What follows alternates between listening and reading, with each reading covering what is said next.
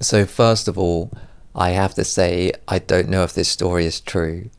That being said, with increasing doubts over Chief Lucy Letby prosecution witness Dr. Dowie Evans' ability to tell the truth, I think it's noteworthy that it has been hypothesized that he may have tried to murder a patient in the past. The theory comes from UK column journalist Brian Gurish and former Welsh councillor Kevin Edwards.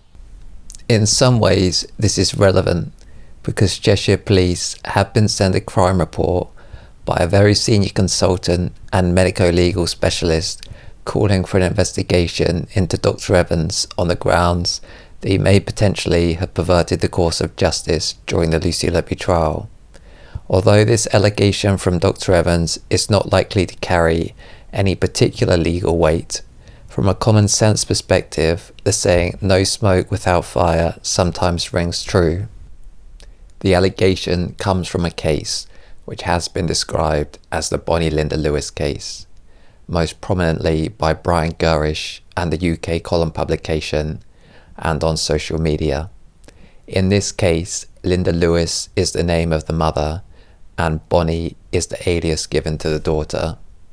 The story goes that Bonnie, using the alias, had a treatable case of Zollinger-Ellison syndrome that Dr. Evans and other doctors at the hospital had failed to treat. And Dr. Evans, who we're very interested in.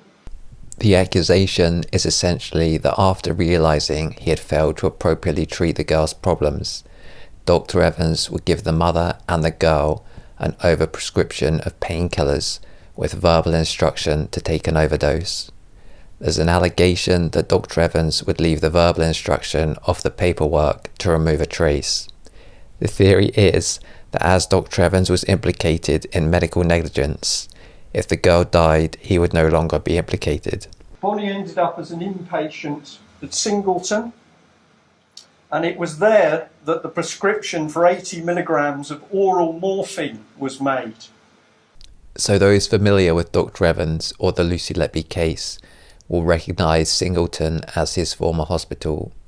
Now to look at the old blog by counsellor Kevin Edwards, which I will link in the description for anyone interested to investigate. Reading through the blog, counsellor Kevin Edwards says, directed at Dr. Evans, quote, "As you know, Munchausen syndrome by proxy was never an issue as far as Linda's daughter was concerned.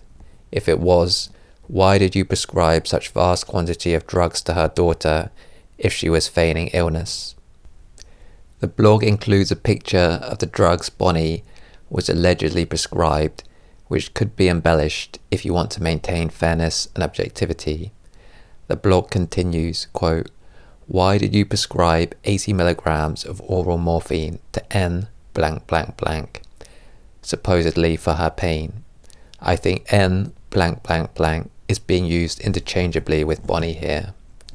The blog continues, "You also issued a discharge letter on 30th/03/1997 without stating any diagnosis." It then links to another section of the blog. Kevin Edwards' blog continues in another window, citing an example of a Daily Mirror article. "1 times 60 milligram super strength morphine pill kills grandfather." He then makes the allegation, 80 milligrams of oral morphine prescribed by doctors for Linda's daughter aged 11 is not medical negligence, this is attempted murder. The blog continues, quote, "Most importantly, nothing on drugs on discharge. They had just deliberately given Linda a prescription for her daughter they, if administered, would have killed her. I don't think they would have wanted that on an official hospital document. Thankfully, Linda and her daughter were deeply suspicious of this prescription and did not give her daughter any." Brian Gurish also describes the same theory. Now, this was a terrible blunder because if Mum had gone home and given her daughter that oral morphine, she would have killed her. And then we know where the blame would have been. Woomph, Mum. As it would turn out, from what I understand, Dr. Evans would diagnose the mother as attention-seeking by proxy, and then the daughter would go into foster care. You can pause the letter on screen if you want to read it, but you can see Dr. Evans' name in the top right, and then mention of attention seeking by proxy. I think the family acquired this letter as part of the disclosure process during court proceedings, and then have subsequently circulated it online. You can see from this further letter that Dr. Evans' emblem is on it.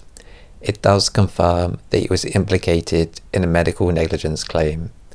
Quote, I also understand that the family are employing solicitors because of their concerns about the medical management.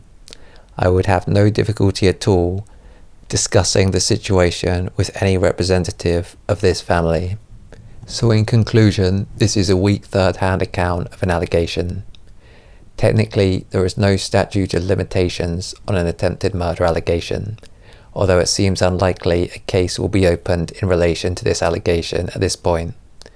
There are plausible alternatives to the idea Dr. Evans intentionally tried to poison this girl. That said, Dr. Evans has emerged in the media as a very untrustworthy figure, considering the contradictions in his trial testimony. I can't remember any other doctors that I know being subject to an allegation like this. More immediately, a crime report has been sent to Cheshire Police in relation to Dr. Evans' conduct during the Lucy Letby trial and investigation. I wonder for how much longer they can justify looking in the other direction and not investigating.